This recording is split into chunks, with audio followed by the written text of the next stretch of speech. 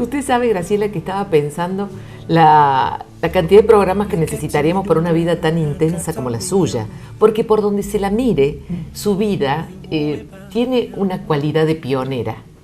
Por un lado, encontrarse con otra persona que fue su compañero por tantos años, el maestro Peirano, e imaginar una forma de educación diferente que no existía hasta el momento en la ciudad. ¿Cómo fue ese encuentro en la escuela normal? Bueno, ese encuentro fue realmente, creo yo, fortuito, porque nadie se eligió, ninguno de los dos nos conocíamos, no había un previo conocimiento ni amistad.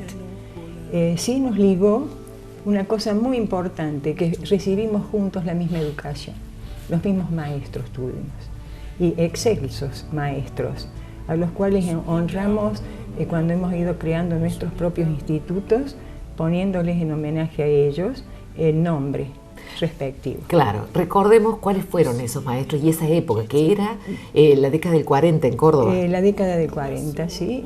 Bueno, la gran maestra Luz Vieira Méndez, a la escuela primaria le pusimos ese nombre, luego Saúl Taborda, al instituto secundario, doctor Antonio Sobral a uno de nuestros terciarios y Olga Cosetini al otro instituto terciario. Todos ellos contribuyeron a su formación. Totalmente.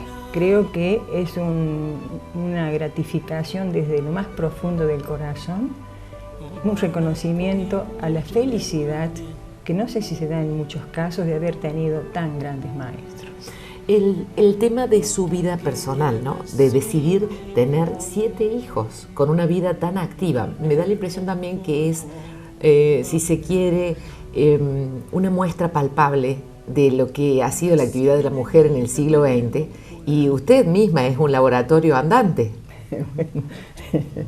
de esto, ¿no? Porque siempre se habla de la contraposición de intereses, la mujer en la casa o la mujer fuera, y usted hizo todo. Tiene todo un sentido eso. Porque en la educación, si no está la familia, es imposible hablar de educación. Es el gran agente de vida, la familia.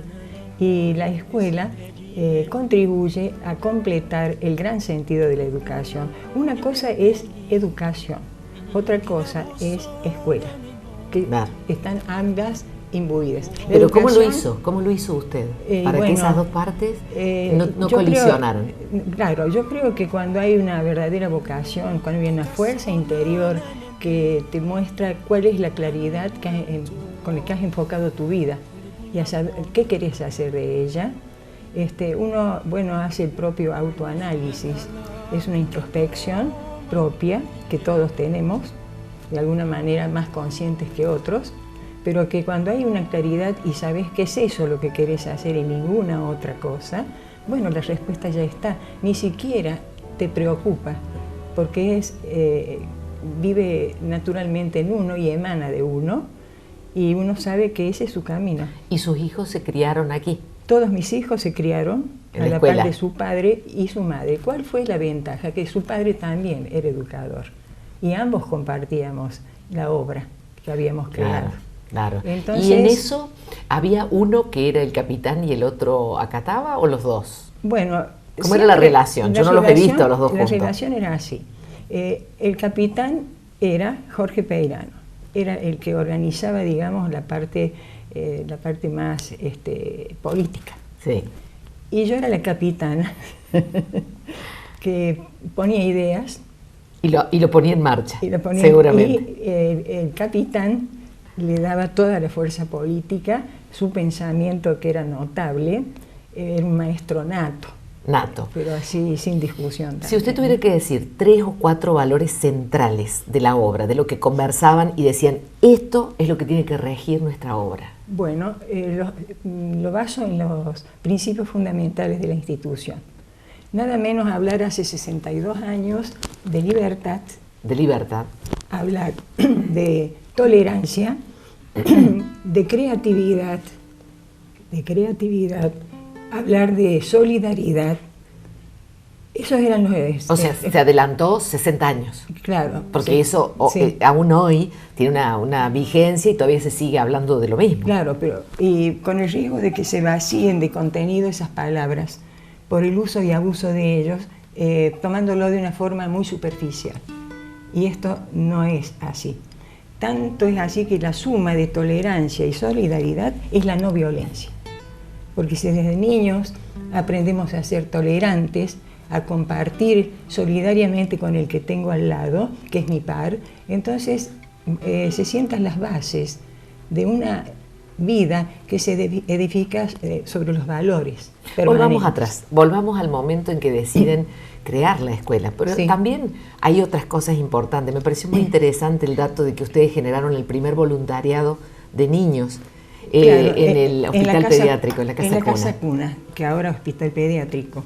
Nosotros teníamos... Pero para que ir a jugar con los niños. Claro, eso y le dedicábamos nuestros fines de semana. Eran jovencitos, claro. Teníamos 18 años, 19, y creíamos que nosotros teníamos que utilizar nuestro tiempo, todo ese bagaje que teníamos, bueno, bullía en nosotros y necesariamente teníamos que darle cauce, porque eran como voces internas que te mandan, en el buen sentido, a hacer algo. ¿Por quién? Por los niños. Y ese hacer algo para ustedes era fundar una escuela. De alguna manera, esos fueron los pequeños cimientos que se fueron fortificando después con nuestra acción allí, donde vimos cambios en niños que realmente la vida les había desprotegido de todo. Y entonces, de pronto irrumpían estos jóvenes que estaban dándole cosas, dándole alegría. ¿Y ahí hicieron un primer, si se quiere, laboratorio de observación? Sí, totalmente. Nos dimos cuenta que todo está muy mal repartido en la vida y que hay niños que sufren el abandono, y realmente eso es lo más tremendo que le puede pasar a un niño, no tener su familia. Claro, pero ¿por qué después el proyecto se hace en una barriada como esta, en un barrio como este, que es de casi clase media alta? Sí, pero en ese tiempo, recién en el Cerro de las Rosas comenzaba, digamos, a armarse, ni siquiera estaba tan urbanizado. Entonces, ¿qué buscábamos nosotros? Un espacio abierto. Ahora está toda la zona muy urbanizada. Que hubiera como campo alrededor. Campo, exacto. Era bucólico el paisaje, porque había árboles, era una calle hermosa de tierra. Los árboles, los plátanos, eran desde el comienzo al fin de la calle, se unían arriba sus copas. Era un cuadro, y en otoño los dorados eran bellísimos. Tenía zonas de riego, donde había toda una fauna acuática y otra fauna que volaba, y fauna de cuatro patas, porque esto era campo y había vacas, caballos, había campos de flores. ¿Y quiénes eran esos primeros alumnos de la Luz Vieira Méndez? Gente que estos señores habían aportado, hijos de ellos, de sus parientes, su familia, y gente de la zona que se dio cuenta que aquí pasaba algo distinto. Claro, pero fue una irrupción que a la sociedad cordobesa le llamó la atención. Totalmente. Porque no era común una escuela con los cánones de la de ustedes. Claro, y eso, obviamente, como toda obra que se inicia, claro, nosotros sabíamos que tenían sedimentos muy firmes, lo que estábamos pensando, ya veníamos formados. Entonces sabíamos que nos iba a costar un poco, como toda innovación, ser aceptado, comprendido, y por muchos otros sí, como recibirlo como lo que se estaba esperando. ¿Cuántos fueron los primeros alumnos que tuvieron? ¿Cuáles fueron? ¿Cuántos? Alrededor de 70. 70, esa primera camada. Y en ese tiempo el sistema lo permitía, apertura de grados completos, en el sentido de que no, ahora es gradual. Claro.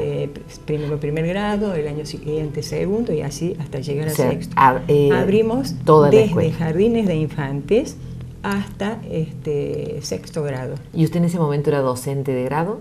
Yo fui la primera maestra de jardines de infantes de nuestra institución.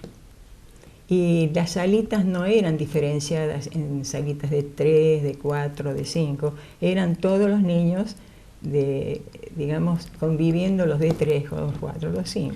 Si usted tuviera que definirse, si usted llegamos y le preguntamos, ¿cuál es su trabajo, señora? ¿De qué trabaja usted? Educadora. Educadora, maestra. Educadora. ¿Qué diferencia hay? No estoy minimizando, pero yo creo que el término educadora es muy abarcativo.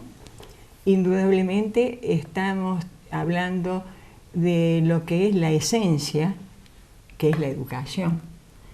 Y la escuela es la apertura al mundo de la cultura, el conocimiento, obviamente, porque indudablemente en eso suple o completa a las familias, abre a la cultura, es el valor de la escuela en sí, pero la educación le da el gran agregado de los valores.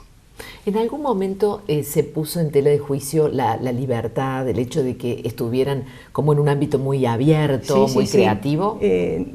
Hubo términos muy peyorativos, ¿no? Con la escuela. Sobre todo por la inclusión de niños con las llamadas discapacidades, ¿no? Eso generó en todos los ámbitos realmente sorpresa. ¿Cuántos años hace que ustedes lo hacen? ¿Desde el Vamos? Desde el Vamos. Fuimos la primera escuela inclusiva del mundo y esto parece que lo estoy agrandando.